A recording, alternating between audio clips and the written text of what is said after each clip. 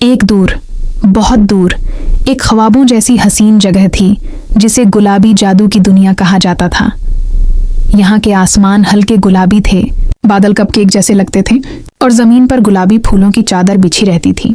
यहाँ रहती थी एक खूबसूरत लाइट पिंक फेरी जिसका नाम लीमा था। लीमा की लंबे नरम बाल, गुलाबी रंग के परों वाले खूबसूरत पंख और चमकती हुई रोशनी जैसी जिल्द थी। उसका बेहतरीन दोस्त एक सफेद और हल्का गुलाबी यूनिकॉर्न था जिसका नाम पफ था। वो दोनों हर दिन फेरीलैंड में खुशियां बांटते और मुस्कुराते फिरते। एक दिन लीमा और पफ खुशबुओं की वादी में गए जहां हर फूल की अलग खुशबू थी और हवा में हर रंग की म्यूजिक घुली हुई थी। यहाँ फेरीलैंड की परियां अपने पर झिलाकर खुशबू बिखेरती थीं। लीमा को अचानक एहसास हुआ कि वादी के मध्य में एक अजीब सा फूल है जो न हंस रहा है न खुशबू दे रहा है। उसका रंग भी मध्यम था। लीमा को फिक्र हुई कि आखिर ये फूल उदास क्यों है। लीमा और पफ ने फैसला किया कि वो जानकर रहेंगे कि इस फूल को क्या हुआ है। उन्होंने फेरीलैंड के सबसे पुराने दरख्त बाबा ब्लम के पास जाकर पूछा। बाबा ब्लम ने गहरे लहजे में कहा, यह फूल तभी खिलता है जब फेरीलैंड के दिल में कोई गम न हो। कहीं ना कहीं कोई दिल उदास है।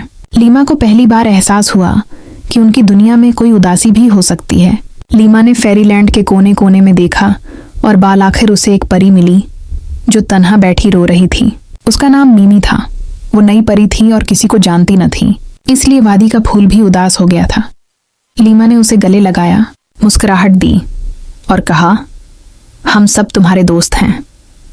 अगले दिन लीमा और पफ ने सब परियों को दावत दी और दोस्ती का जश्न मनाया।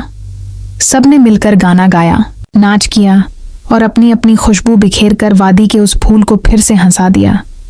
मीमी खुश हो गई, फूल चमकने लगा और फेरीलैंड दोबारा मुकम्मल हो गई। अब लीमा, पफ और मीमी हमेशा साथ रहते थे।